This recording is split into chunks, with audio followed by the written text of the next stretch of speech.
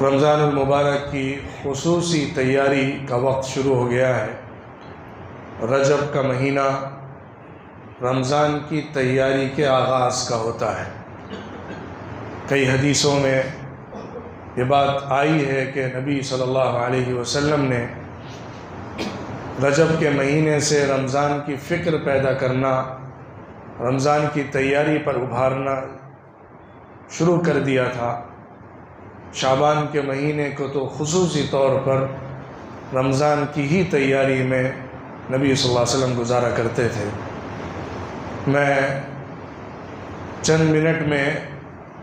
رجب کے حوالے سے اور رمضان کی تیاری کے حوالے سے کچھ باتیں عرض کروں گا،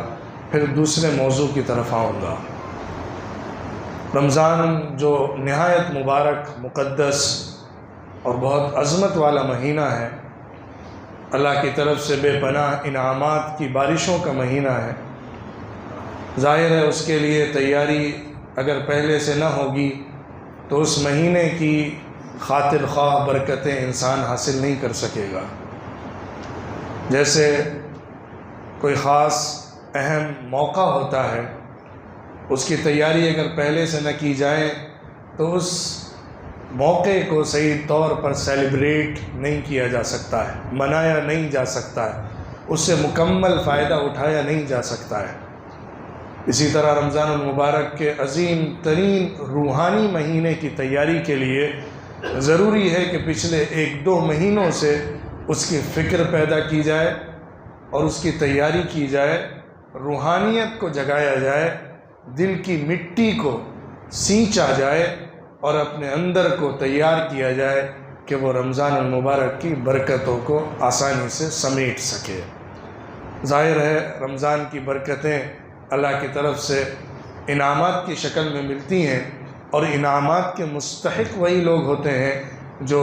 اللہ کی بات مان کر چلتے ہیں، فرما برداری کرتے ہیں، اللہ کی اطاعت کرتے ہیں،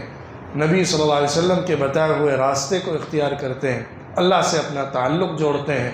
نیکی اور خیرات کے سارے کاموں میں بڑھ چڑھ کر حصہ لیتے ہیں، اللہ سے توبہ اور استغفار کرتے رہتے ہیں، آخرت کی فکر اپنے اندر زندہ رکھتے ہیں، موت کے بعد کی زندگی کی تیاری کرتے ہیں۔ ایسے لوگوں کے لیے اللہ کی طرف سے رمضان میں بہت بڑے بڑے وعدے ہیں۔ تو جب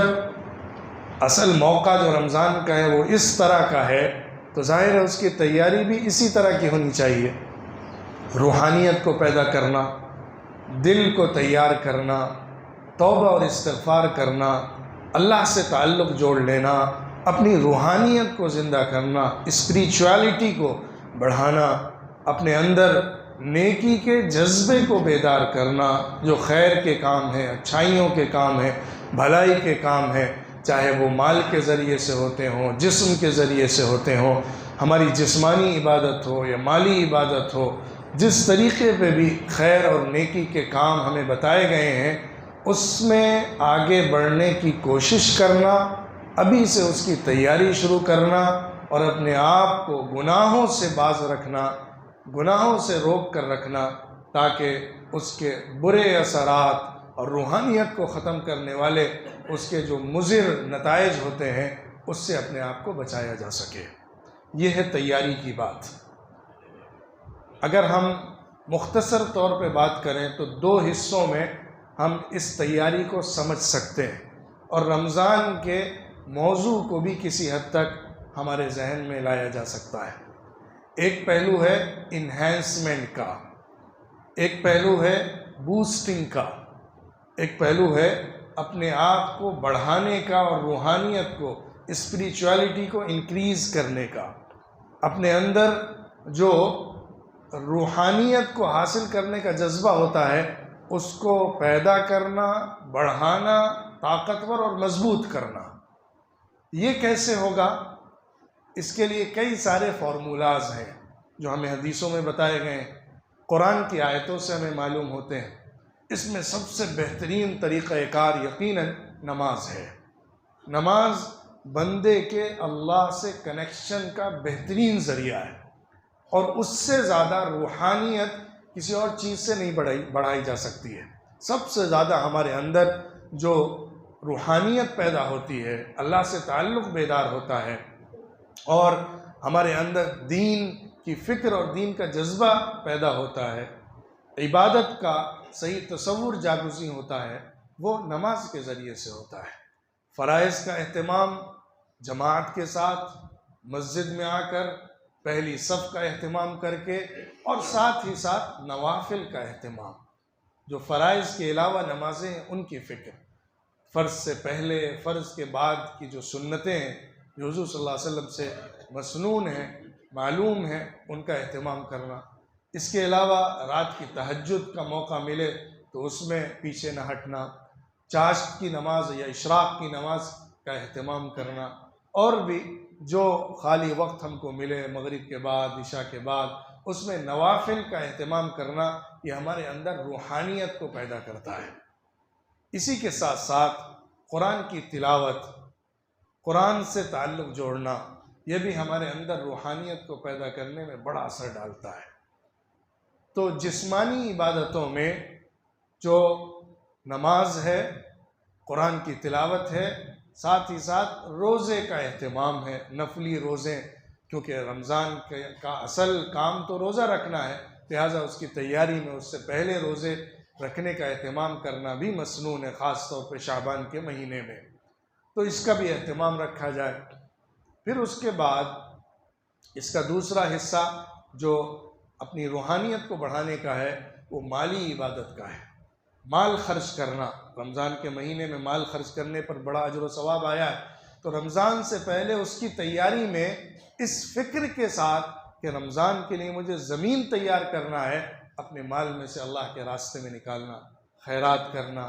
غریبوں اور مسکینوں تک پہنچانا، ضرورت مندوں تک پہنچانا، ان کے درد کو محسوس کرنا اور اس درد میں شریک ہو کر ان کا درد بانٹنا، یہ جذبہ بھی ہمارے اندر روحانیت کو پیدا کرنے میں بہت اثر ڈالتا ہے۔ یہ ہے ایک پہلو۔ دوسرا پہلو یہ ہے اپنے آپ کو غلط کاموں سے روکنا، کیونکہ نیکیاں کتنی ہی کی جائیں، اگر گناہ اور حرام کام میں انسان لگا ہوا ہے تو نیکیوں کے اثرات ختم ہو جاتے ہیں، اس کے اثرات روحانیت کی، اسپریچویلٹی کے جو ہمارے اوپر پڑتے ہیں وہ مٹ جاتے ہیں۔ جس طرح نیکی کے ذریعے برائی کے اثر کو مٹایا جاتا ہے، قرآن میں اللہ نے فرمایا ان الحسنات یذہبن السیئات، جو نیکیاں ہوتی ہیں وہ برائیوں کو مٹا دیتی ہیں۔ جب ہم نیک کام کرتے ہیں تو برائی جو پیچھے کی ہوتی ہے اس کو ہم ختم کرتے ہیں، اس کے اثر کو مٹاتے ہیں۔ اسی طرح اگر کوئی آدمی اچھائیاں کرتا ہے لیکن اس کے بعد برائیوں میں لگ جاتا ہے تو اس برائی کی نحوست، اس برائی کا سیاہ پن اور اس کا غلط اثر ہماری نیکیوں پر اس طرح پڑتا ہے کہ اس کے ذریعے جو روحانیت پیدا ہوتی ہے، جو عبادت کا جذبہ پیدا ہوتا ہے، جو اللہ سے تعلق بیدار ہوتا ہے، وہ سرد پڑ جاتا ہے اور وہ ختم ہو جاتا ہے۔ تو ہمیں دوسرے پہلو میں جو کوشش کرنی اور محنت کرنی ہے رمضان کی تیاری کے حوالے سے، وہ اپنے آپ کو برائیوں سے بچانا، حرام کام سے بچانا، ناجائز سے بچانا، منہیات اور ممنوعات سے اپنے آپ کو بچانا، جن چیزوں کو اللہ کی طرف سے، اللہ کے رسول صلی اللہ علیہ وسلم کی طرف سے مکمل طور پہ منع کر دیا گیا ہے، جس کو حرام کہا جاتا ہے، اس سے تو باہر صورت اپنے آپ کو بہت دور رکھنا کہ اس کے قریب بھی ہم نہ جائیں، تاکہ کہیں ہم بادل ناخواستہ اس کے اندر کود نہ جائیں۔ لیکن اس کے ساتھ ساتھ جو چیزیں ناپسندیدہ ہیں، مکروہ ہیں، اس سے بھی اپنے آپ کو روکنا، کیونکہ مکروہ کا جو عادی ہو جاتا ہے اس کے لیے حرام میں داخل ہونا آسان ہو جاتا ہے، اور جو مکروہ سے اپنے آپ کو بچانے لگتا ہے پھر وہ حرام سے بہت دور رہتا ہے۔ لغو چیز، فضول چیز، وقت کو ضائع کرنے والی چیز، جو کھیل کود اور تماشے کے سامان ہوتے ہیں، اس سے اپنے آپ کو بچانا، اپنے وقت کو سیو کرنا سیکھنا، اپنے پاس جو ایسٹ ہے، جو ٹائم ہے، اس کو صحیح یوٹیلائز کرنے کی فکر پیدا کرنا۔ ہم جتنا زیادہ اس پر فوکس کریں گے اور اپنی زندگی کے اندر اس پر توجہ کریں گے، اتنے ہی زیادہ کامیابی بھی حاصل کریں گے، زندگی کو بامقصد بھی بنائیں گے اور اپنے مستقبل کو بھی سنواریں گے۔ لیکن خاص طور پہ رمضان کی تیاری کے حوالے سے جب میں بات کر رہا ہوں تو اس پہلو پر خصوصی توجہ دینے کی ضرورت ہے کہ ہم اپنے آپ کو برائیوں سے بچائیں اور اپنے وقت کو ضائع ہونے سے محفوظ کریں، کیونکہ وقت ہاتھ سے نکل جاتا ہے تو دوبارہ پلٹ کر نہیں آتا ہے۔ جو ٹائم بیت گیا اس کو دوبارہ پلٹایا نہیں جا سکتا ہے، جو نیکی کا موقع ضائع ہو گیا اس کو دوبارہ سے ریکور نہیں کیا جا سکتا ہے۔ ہم رمضان کی تیاری کرنے میں رجب کے مہینے سے اپنے وقت کا صحیح استعمال کرنا سیکھ لیں، گناہوں سے بچنا سیکھ لیں، برائیوں سے اپنے کو بچا لیں، قدم کو ان ناپسندیدہ چیزوں کی طرف بڑھنے سے روک لیں جو ہمیں بڑے گناہوں کی طرف لے کر جایا کرتی ہیں۔